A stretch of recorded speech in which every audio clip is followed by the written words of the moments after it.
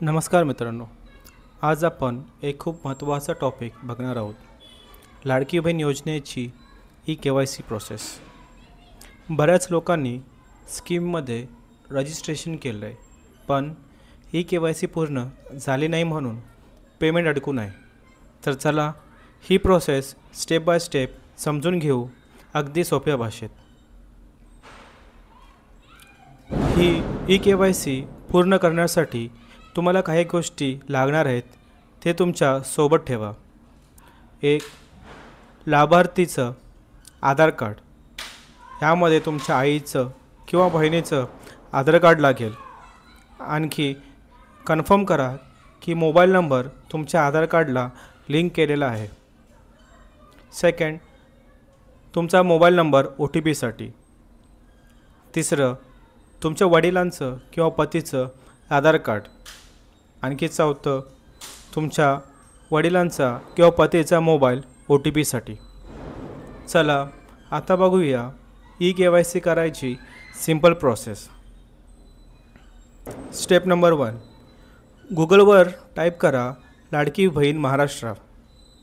तुम्हाला सर्चमध्ये बऱ्याच लिंक भेटतील, तर तुम्ही पहिल्या लिंकवर क्लिक करा.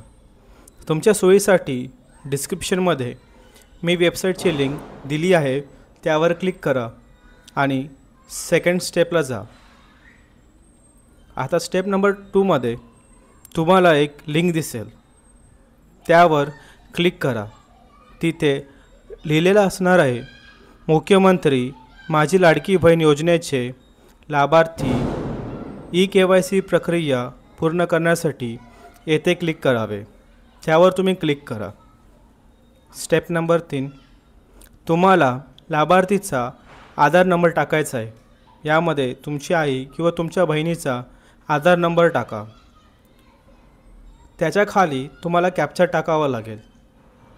तुम्ही मी सहमत आहे याला सिलेक्ट करा व OTP पाठवा या बटनवर क्लिक करा. तुम्हाला तुमच्या रजिस्टर्ड मोबाईल नंबरवर OTP येईल, तो तुम्ही इथे टाका. हे केल्यानंतर स्टेप नंबर 4मध्ये तुम्हाला लाभार्थीच्या वडिलांचा किंवा पतीचा आधार नंबर टाकायचा आहे. तर त्यासाठी तुम्ही तुमच्या वडिलांचे किंवा पतीचा आधार नंबर टाका. मी सहमत आहे याला सिलेक्ट करा आणि OTP पाठवा या बटनवर क्लिक करा.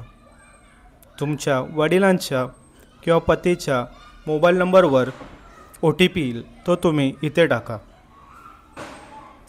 हे झाल्यानंतर स्टेप नंबर 5मध्ये तुम्हाला तुमच्या वडिलांचा किंवा पतीचा नाव दिसेल. आणखी तुम्हाला काही डिटेल्स भरावे लागतील. तर त्या पेजवर तुम्हाला तुमचा जाती वर्ग टाकावा लागेल. ड्रॉपडाऊनमध्ये नाव दिल्याप्रमाणे तुम्ही तुमच्या वर्गाप्रमाणे सिलेक्ट करा. त्याच्याखाली अजून एक ऑप्शन असेल, माझ्या कुटुंबातील सदस्य नियमित कायम कर्मचारी म्हणून सरकारी विभाग, उपक्रम, मंडळ, भारत सरकार किंवा राज्य सरकारच्या स्थानिक संस्थेमध्ये कार्यरत नाही किंवा सेवानिवृत्तीनंतर वेतन घेत नाही. ह्याचा अर्थ असा आहे की तुमच्या कुटुंबामध्ये कोणतीही व्यक्ती सरकारी कामामध्ये काम करत नसेल किंवा सरकारी पेन्शन घेत नसेल, तर तुम्ही होय असे निवडा. त्याच्यानंतर तुम्हाला अजून एक सिलेक्ट करावा लागेल.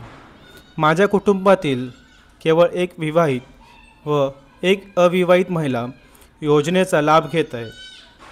याचा अर्थ असा होतो की तुमच्या कुटुंबामध्ये 2 व्यक्ती याचा लाभ घेऊ शकतात. 2 किंवा जास्त, 2पेक्षा जास्त व्यक्ती जर लाभ घेत असतील तर तुम्ही नाही सिलेक्ट करा. जर तुमच्या कुटुंबामध्ये 1 किंवा 2 व्यक्ती लाभ घेत असतील तर तुम्ही होय असे सिलेक्ट करा. याच्यानंतर खाली तुम्हाला बटन दिसेल, सबमिट करा. त्याच्यावर तुम्ही क्लिक केल्यानंतर तुम्हाला तुमची KYC पडताळणी यशस्वीपूर्ण झाली आहे ह्याचा मेसेज येईल, म्हणजे तुमची KYC सक्सेसफुल झाली आहे. असे माहितीपूर्ण व्हिडिओ पाहण्यासाठी या चॅनलला लाईक करा, सबस्क्राईब करा व नोटिफिकेशन बेलवर क्लिक करा.